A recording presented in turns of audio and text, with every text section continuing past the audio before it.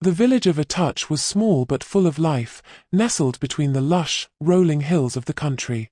The air was always thick with the earthy scent of pine trees and fresh soil, and the hum of everyday village life could be heard at all hours of the day. The sun would rise slowly, casting a golden glow on the dusty roads, and as it set, the village would quiet down into an almost eerie stillness. In the heart of this village stood a compound, a place that seemed like any other, modest huts, a small yard, and a few goats grazing in the back. But this compound, like its owner, Madame Nneka, was unlike any other in the village. Madame Nneka was an elderly woman, probably in her 70s, and her presence was both mysterious and commanding.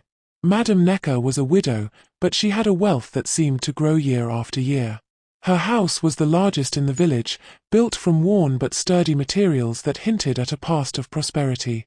But no one truly understood how she had amassed her wealth. Some said she had been blessed by the spirits, others whispered that she had made a deal with dark forces, but nobody dared ask her directly. She was known for her goats, a strange number of them for a woman of her age. Madame Nneka's compound was practically a mini-farm, with goats freely grazing around the yard. To the villagers, they were a sign of prosperity, her livestock, nothing out of the ordinary. But the tenants who lived in her compound felt uneasy every time they looked at the goats. The way they would gather around, staring with their unblinking eyes, sometimes too still, too intense. There was Cynthia, a young woman who had just come from the city. She had just finished her studies in tailoring and was eager to start a new life in the quiet village. She had heard about A Touch's simple life, the tranquility, and the promise of affordable rent in Madame Nneka's compound. It was exactly what she needed to start fresh. She rented a small, modest room at the back of Madame Nneka's house. The first day she arrived, she was welcomed warmly by the elderly woman. "Welcome to my home, my dear," Madame Nneka said in a smooth, calming voice, though there was something about her tone that felt almost too rehearsed. "You will find peace here. The rent is good, and the neighbors are friendly. You will settle in just fine." The neighbors, friendly and welcoming, spoke kindly of Madame Nneka. They had lived in her compound for years without ever questioning her eccentricities. Most of them were quiet, and there was a strange bond that formed between the tenants. They spoke of the goats in hushed tones, and sometimes they would joke that they were the reason Nneka's compound thrived. Cynthia was eager to fit in. The next day, she secured a position as an apprentice in a small tailor shop in the village. The shop was run by an older woman, Aunt Ephema, who had taught Cynthia all she knew about the craft. It was quiet work, long hours of stitching, cutting, and sewing, but Cynthia found peace in the repetitive nature of the task. Days passed, and Cynthia grew accustomed to the slow rhythm of village life. The sun would set, and she would walk back to Madame Nneka's compound, where she would prepare her simple meals and settle into her routine. But something felt strange. She couldn't put her finger on it, but the longer she stayed, the more unsettled she felt. The compound itself felt oppressive, like the walls were closing in. There was a constant presence in the air, an invisible weight that made her feel like she was being watched. She often had strange dreams at night, dreams where shadows danced in the corners of her room and the goats stared at her with their unblinking eyes. She would wake up in a cold sweat, convinced it was just her imagination. But deep down, she knew there was something off about Madame Nneka and her compound. One of the first things Cynthia learned was that Madame Nneka had rules that everyone was expected to follow. They weren't written down, but they were clear. One of the most important rules was no visitors after dark. If anyone had a guest, they had to make sure the person left well before sunset. No exceptions. The reason for this was unclear, but Madame Nneka always had an answer ready. Night brings things that are best left undisturbed. At first, Cynthia didn't think much of it. After all, it was a rural village. Who would visit after dark anyway? But as the days went on, she noticed that the other tenants followed the rule religiously, almost to the point of fear. They never questioned it, never dared to let a visitor stay past nightfall. It was as if they were bound by an invisible force that made them obey, even if they didn't understand why. Then, one evening, Cynthia witnessed something that would forever change her understanding of Madame Nneka's world. It was a cool evening when Cynthia heard a soft knock on her door. She opened it to find Chijioke, a fellow tenant, standing there with a sheepish smile. He looked around, making sure no one was watching. "Cynthia," he whispered, "I have a friend who's visiting. He's just passing through, and I was hoping to have him stay for a while." Cynthia's eyes widened.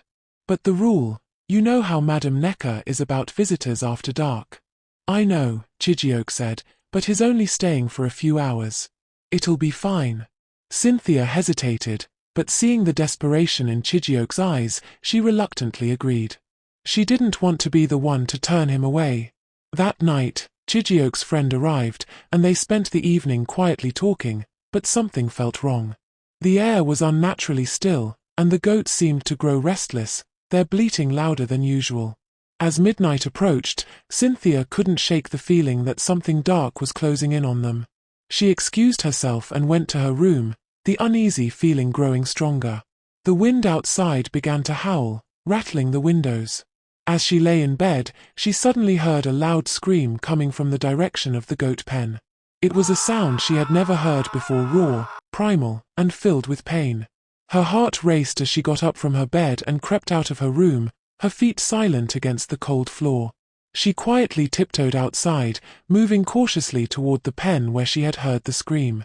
There, in the dim moonlight, she saw Chijioke, standing alone, his body twitching violently. His limbs began to bend in unnatural ways, his body contorting as if he were being twisted from the inside. Cynthia froze, her eyes wide in shock. Before her, Chijioke's body was shrinking, his bones snapping as he was reduced to a small, terrified goat. The air was thick with an otherworldly energy, and the goats in the pen seemed to stir in response, their eyes glowing in the moonlight. Madame Nneka stood in the shadows, her arms raised high, her lips moving in a strange chant. She seemed to be controlling the transformation, her eyes glowing with dark power. Cynthia gasped, the sound escaping her lips before she could stop herself. "No! What are you doing?" she cried, but it was too late. As she screamed, Madame Nneka turned her head sharply to look at her. As Cynthia screamed in terror, her breath caught in her throat, her heart racing. Madame Nneka's piercing gaze locked onto hers, her eyes glowing with a cold, almost otherworldly intensity. For a moment, time seemed to stop, the air thick with tension. But before Madame Nneka could react further, Cynthia, driven by pure instinct, turned and bolted into the shadows, her legs carrying her faster than she ever thought possible. She rushed back to her room, the sound of her footsteps echoing through the silent compound. Her pulse pounded in her ears as she dove into her bed, pulling the covers over her head, trying to steady her breath. She could still feel the weight of Madame Nneka's gaze, the chill that came with it. She could still hear the bleating of the goat that had once been Chijioke, now reduced to a creature with no voice, no will of its own. For hours, Cynthia lay awake, staring at the ceiling, the terror of what she had seen haunting her every thought. She didn't dare move, didn't dare make a sound. If Madame Nneka had heard her scream, if she had seen her, then Cynthia knew she would be next. But what if Madame Nneka hadn't seen her? What if her rage had been directed at the transformation, not at Cynthia? The answer came the next day. The morning after the incident, the compound was unusually quiet. The usual morning bustle of tenants coming and going, the sounds of goat hooves tapping the earth, and the friendly greetings of neighbors were all absent. It was as if a storm had passed through the compound, leaving behind only an unsettling silence. Cynthia ventured outside cautiously, still unsure of what to expect. She tried to stay out of sight, peering from behind her door, but the moment she stepped out, she saw it. Madame Nneka, standing in the middle of the compound, glaring at the other tenants. She raised her voice, and there was no mistaking the fury in her tone. "I will not tolerate disobedience. I will not let anyone under my roof jeopardize the peace I've worked so hard to maintain." She shouted to no one in particular, but every tenant heard her words clearly. Cynthia could see the anger in her eyes, a smoldering fury that chilled her to the bone. But it wasn't just the tenants who felt her wrath, the goats seemed agitated too. They bleated in unison, pacing nervously in their pens, as if sensing the tension that filled the air. Madame Nneka turned, her gaze sweeping over the compound, scrutinizing every person she passed. "All of you," she barked. "Keep to my rules, or you will pay the price." Her words hung in the air, heavy and final, as she stormed back into her house, slamming the door behind her. The tenants, clearly shaken, exchanged nervous glances. They knew better than to challenge Madame Nneka, but the tension was palpable. It was clear that she was upset, and no one knew the true cause of her anger. But one thing was certain: the rules had to be followed, or else. That afternoon, after the tension of Madame Nneka's outburst settled, Cynthia tried to maintain a semblance of normalcy. But she couldn't shake the feeling that she was being watched. Every time she stepped out of her room, she would glance nervously over her shoulder, expecting to see Madame Nneka or the unsettling gaze of the goats following her every move. She couldn't ignore it any longer. What had happened last night wasn't a mistake. She had seen the transformation. She had seen Chijioke turn into a goat, and the horrible reality of Madame Nneka's power weighed heavily on her. The other tenants must have known something. They had to. Cynthia decided it was time to confront the truth. She sought out Aunt Ifema, the elderly woman who had taken her in as an apprentice at the tailor shop. Aunt Ifema had lived in the village for decades and had witnessed more than she ever let on. Perhaps she knew something about Madame Nneka, something that could help her understand what was happening in the compound. "Aunt Ifema," Cynthia began nervously as they sat outside the tailor shop, the steady hum of the sewing machine filling the silence between them. "What do you know about Madame Nneka? About her rules?" Aunt Ifema's hands stopped moving. She looked at Cynthia, her eyes wary. "You are treading dangerous waters, child," she said quietly. "Madame Nneka is not like others. She is a keeper of old powers. Powers that should have never been unleashed." Cynthia's heart raced. "What do you mean by old powers? Is she the reason people disappear? Is she the reason I saw Chijioke turn into a goat?" Aunt Ifema's face paled, and she lowered her voice. "There are things about Madame Nneka that the villagers don't talk about. She made a pact a long time ago, a pact with spirits that have been around long before we even came to this land. They gave her power, but at a price. The people who cross her, or perhaps, who break her rules, are transformed. Transformed into goats." Cynthia whispered, barely believing her own words. "Yes, child. Goats. Animals. Sometimes, the spirits claim them fully, leaving them to roam her compound. She uses their energy to keep her wealth and power intact. But the price of that power is high. Very high." Cynthia's breath caught in her throat. "What can I do? How can I stop it?" Aunt Ifema sighed deeply, her old eyes filled with sadness. "To stop her, you must break the pact she made. But you must be careful. If you fail, she will know, and the consequences could be worse than you imagine." As days passed, Cynthia found herself increasingly trapped in the compound, unable to leave. Every time she tried to pack her belongings and leave, something, an unseen force, seemed to hold her back. It was as if the compound itself were pulling her in, a dark energy keeping her rooted in place. One afternoon, while walking through the village in search of answers, Cynthia crossed paths with an old man sitting under a tree. His hair was wild and unkempt, and his clothes were tattered, but his eyes gleamed with an ancient wisdom. He looked at her, his gaze knowing, and for the first time in days, Cynthia felt a sense of hope. "You are trapped, child," the old man said, his voice raspy but filled with clarity. "Madame Nneka has you in her grip. You cannot leave until you break her hold. You must face her, confront the darkness, and make her reveal the truth." Cynthia stopped in her tracks. Shocked as to how this old man knew what was going on, she responded, "How do I do that? What do I need to do?" The old man's eyes shone with a strange intensity. "You must find the source of her power. It is tied to the land, to the spirits she serves. You must break the chain that binds her, but it will not be easy. The spirits are unforgiving, and they will test you." Cynthia's mind raced. What kind of test? How do I even begin? The old man smiled, his voice low and cryptic. "That, child, is something only you can discover. But beware, the path is dangerous, and you may not come back the same. There is always a price to be paid." Before Cynthia could ask more questions, the old man vanished into the crowd, as mysteriously as he had appeared. Cynthia was left standing there, her heart pounding. Could this man be telling the truth? Could she really break Madame Nneka's curse, or was it too late for her? Cynthia's life had become a labyrinth of uncertainty.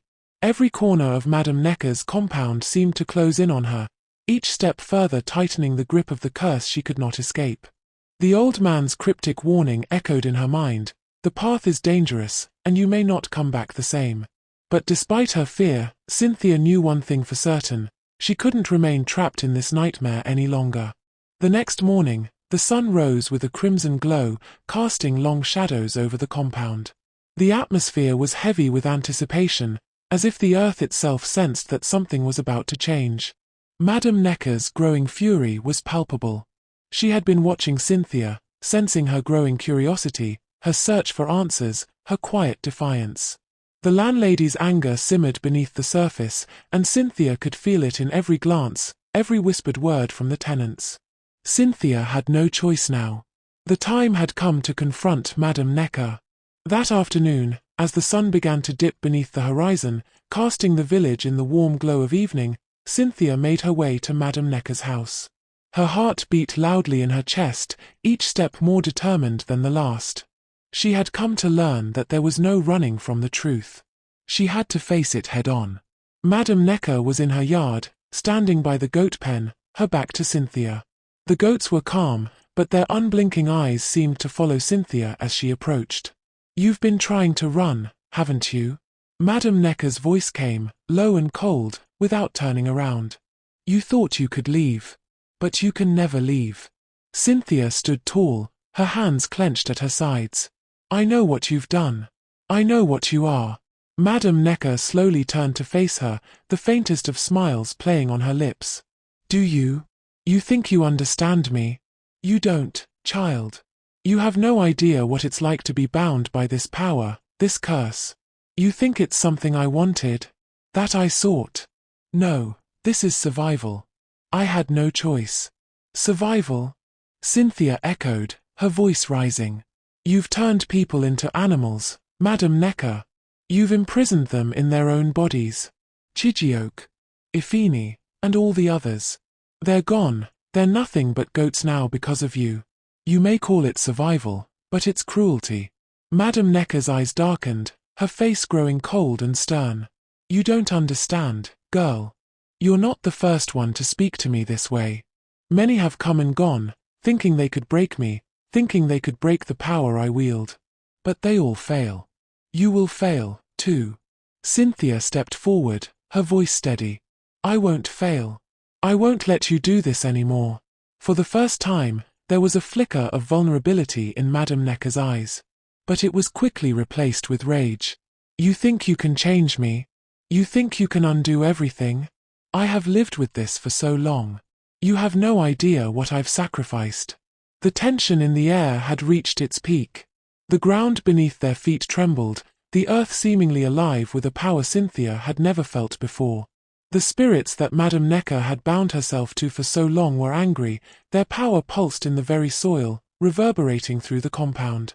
The goats in their pens, restless and unnerving, bleated loudly, as if they, too, were participants in the dark ritual that was unfolding before them.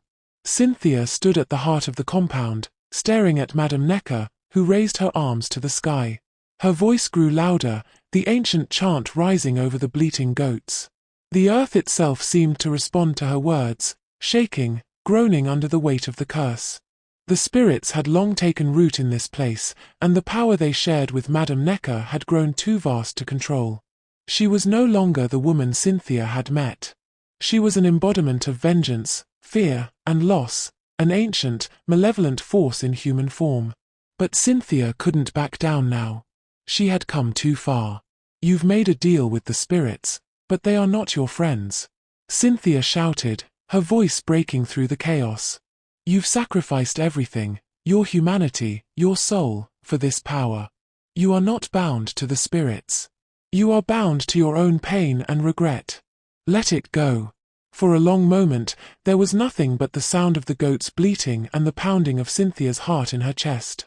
The world seemed to stop, suspended in time. Then, Madame Nneka stopped chanting, her arms lowering slowly to her sides. Her eyes, once glowing with fury, now flashed with something deeper, a mixture of rage and fear, but also something else. Something that Cynthia couldn't quite understand. "You think you know me, child?" Madame Nneka's voice was hoarse, almost like a whisper. "I lost everything, my husband, my family, my life. They betrayed me. They took everything from me, and I was left with nothing. I was left alone in the dark, with no choice but to make a pact. What else was I supposed to do?" Cynthia felt her heart soften, but she didn't step back. "Madame Nneka, you were never meant to live for revenge.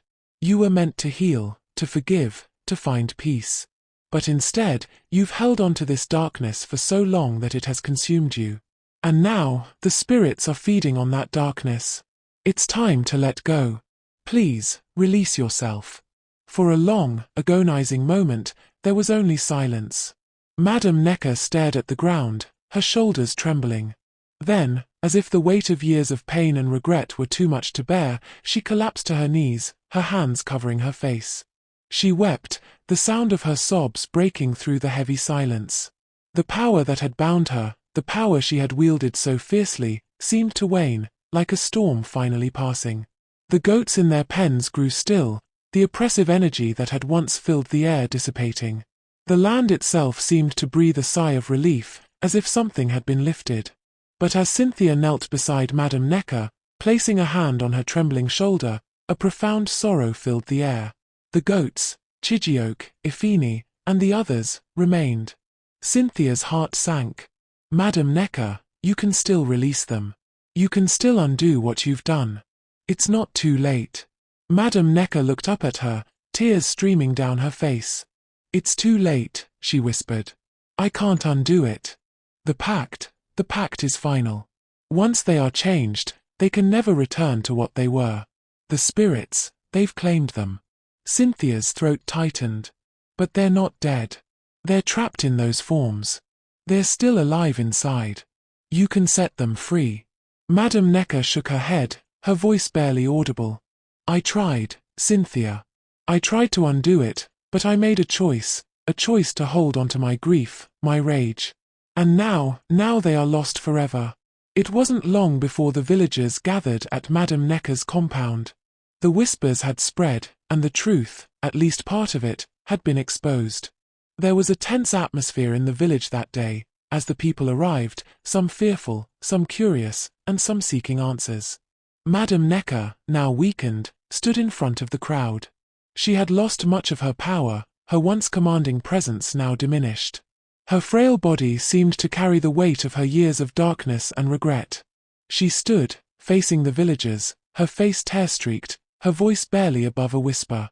"I have lived a life bound by vengeance," she began, her voice trembling. "I thought power, wealth, and control would heal my wounds.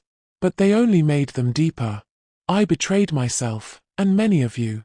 I turned those who crossed me into goats, into animals, into shells of the people they once were. And now, I have nothing left but regret." The villagers stood in stunned silence, listening as the truth came pouring out of Madame Nneka. "I wanted justice, but in the end, I only caused more pain. I thought the spirits would give me what I needed, but all they gave me was more sorrow.